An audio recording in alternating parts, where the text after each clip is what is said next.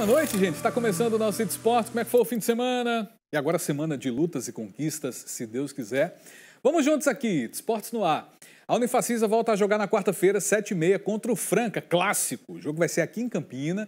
Compre logo o seu ingresso no aplicativo do Basquete Unifacisa. Vai lá, já tem todas as informações. Os valores entre 10 conto e 40 conto, tá? Crianças menores de 4 anos não pagam ingresso. Tem tudo no aplicativo. Vai lá, baixa aí o aplicativo do Basquete Unifacisa. É um jogaço. Unifacisa em Franca, clássico do NBB. Gustavo Carneiro, chega com mais informações aí, meu filho.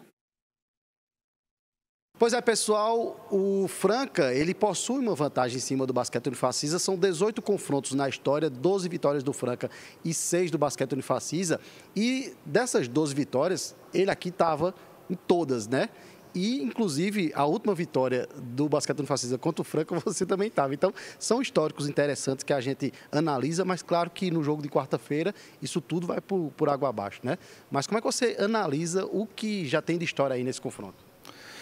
Bom, é um histórico bacana, né? O Unifacisa já entrou no NBB há 5 anos, essa é a 6ª temporada e vem jogando de igual para igual com grandes equipes. Sempre deu muito trabalho quando eu estava em Franca, a gente sabe da força que é vir jogar aqui, a dificuldade que era quando eu estava do outro lado, né? E lá em Franca também eles arrancaram algumas vitórias nossas, mas como você disse, é uma nova etapa, um novo momento.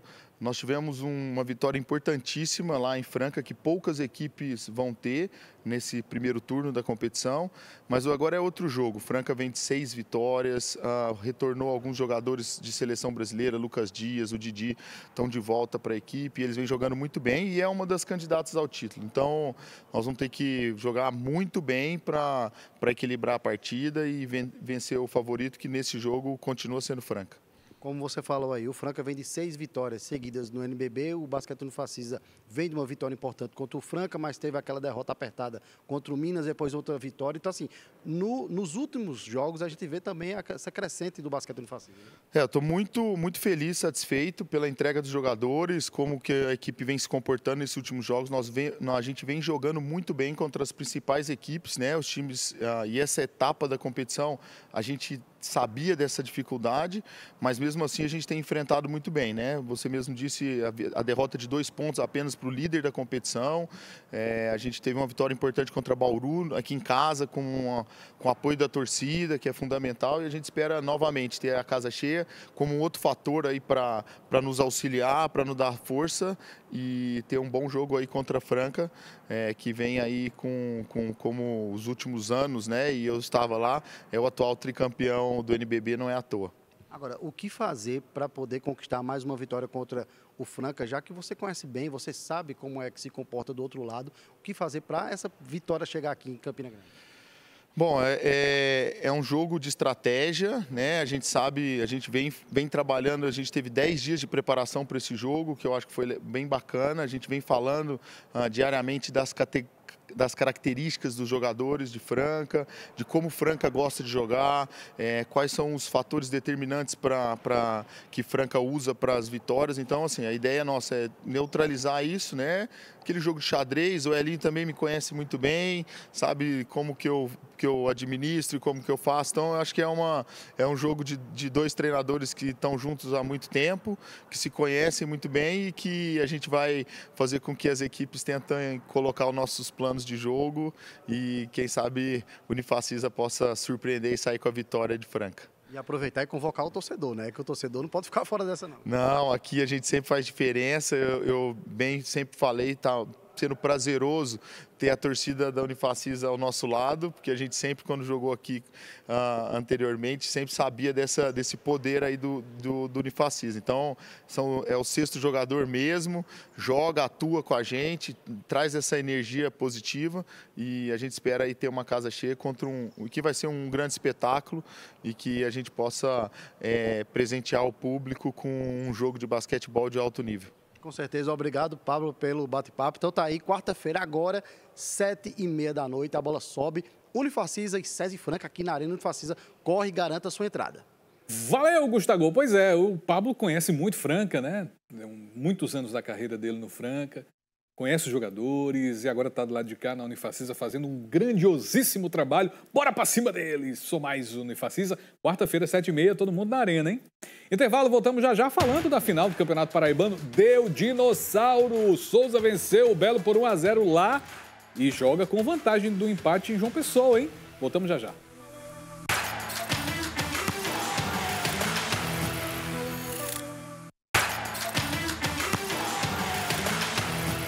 Estamos de volta com o nosso Hit Esportes. Para você que chegou agora, ótima noite, bem-vindo aqui. Participe pelo 982009884. A gente conversar aqui. Torcida do Souza tá feliz da vida, o Dino venceu, hein? Primeiro duelo da final do Campeonato Paraibano, lá no Marizão.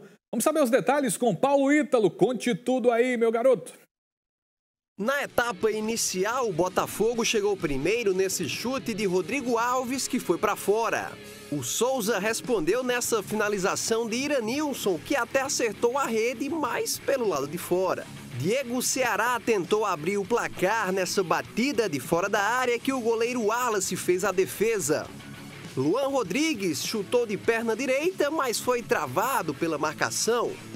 No segundo tempo, Luan Rodrigues bateu essa falta que a bola passou por cima da trave.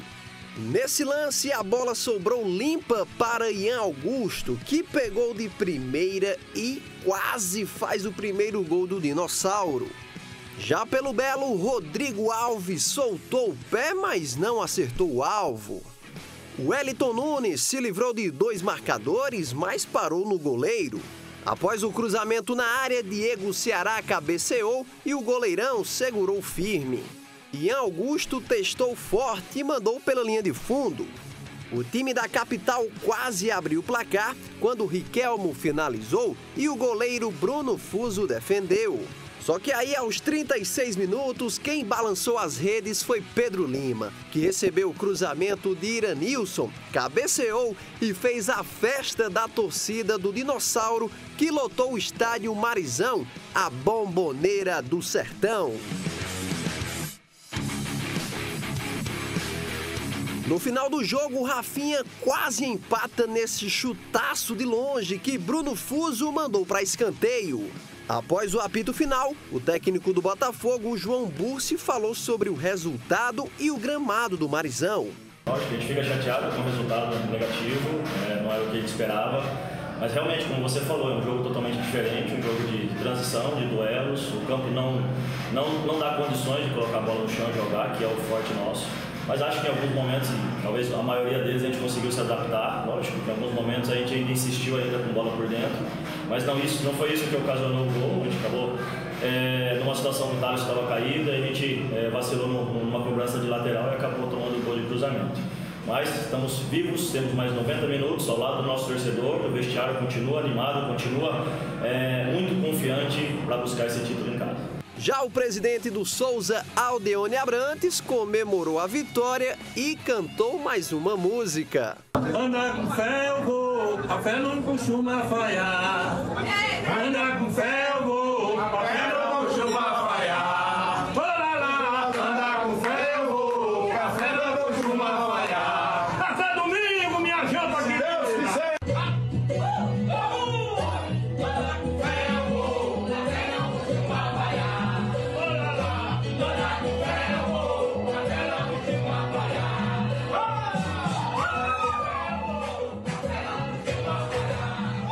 É isso aí, galera do Souza está comemorando. O Souza que joga qualquer empate lá em João Pessoa para ser campeão se o Botafogo ganhar por 1 gol de diferença, decisão nos pênaltis. Torcedor do Botafogo já pode comprar o ingresso para decisão, a grande finalíssima, no domingo, né? Lote promocional que já foi lançado aí e tudo mais, para a galera lotar. O site maiordaparaíba.com.br com mais detalhes para o torcedor do Botafogo que vai até o Almeidão para acompanhar. E tem novidade no Botafogo, viu? O meia Camilo, que estava no Figueirense, camisa 10 lá do Figueirense, não faz mais parte dos planos do time catarinense, está a caminho de João Pessoa, vai ser emprestado, vai jogar no Belo, para a Série C, o Camilo. Jogou no Botafogo do Rio também. Ele tem contrato ainda com o Figueirense até dezembro deste ano, mas vai vestir a camisa do Belo, mais um reforço da SAF do Botafogo. E o atacante Matheus Cunha, paraibano, vai ser titular no confronto contra a Argentina amanhã, 9 da noite, no Monumental de Núñez, em Buenos Aires, pelas eliminatórias da Copa. O Dorival Júnior confirmou isso, muitas mudanças na equipe, né? Alguns desfalques, outras mudanças por questões técnicas. O Wesley vai ser titular na lateral direita.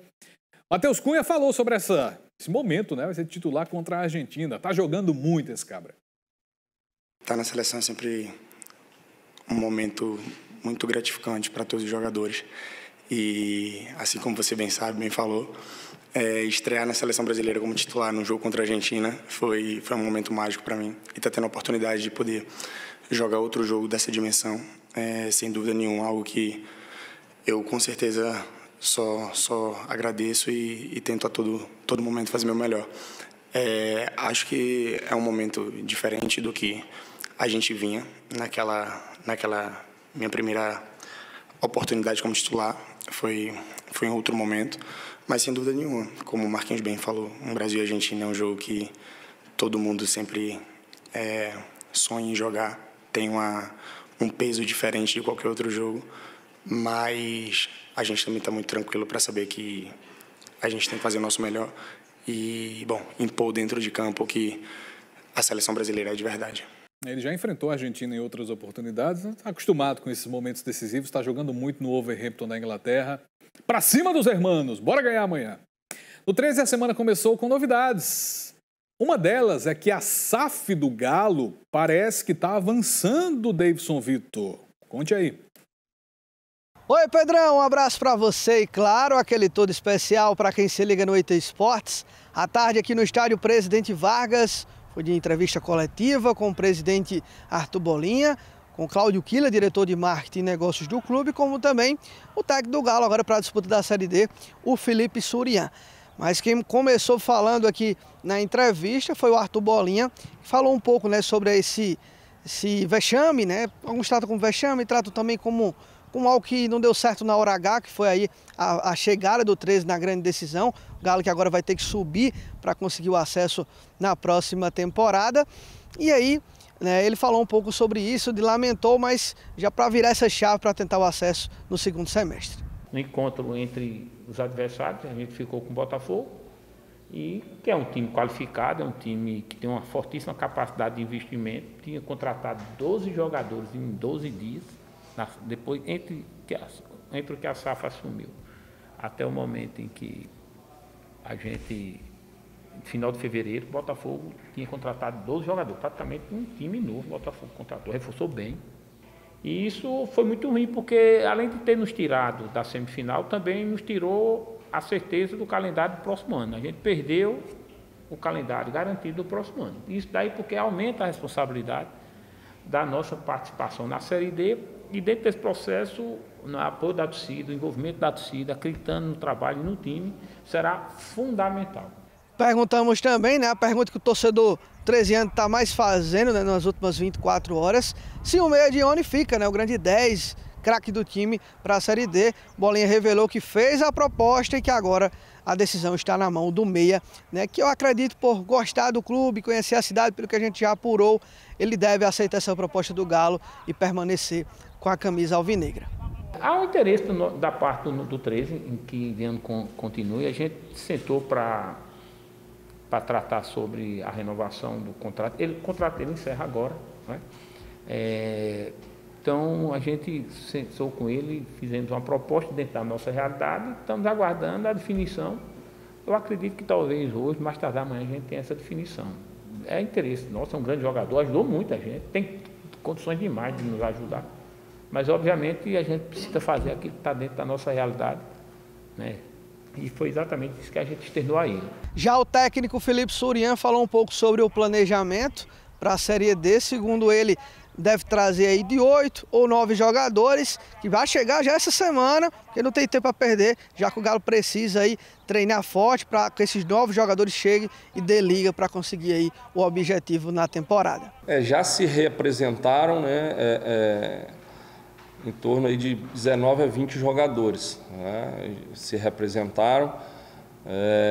Eu gosto de trabalhar com um grupo enxuto, não gosto de ter um número maior do que 28 atletas, né? Mesmo que a competição Série D aumentou um pouco mais a sua data, mas eu gosto de um grupo enxuto para dar mais oportunidade a todos que estiverem trabalhando, ter essa ciência que, se estiverem trabalhando bem, vão ter oportunidade de jogar também. Então, acredito que com essa representação a gente vai contratar aí, talvez de 8 a 9 jogadores para completar o elenco nessa fase inicial.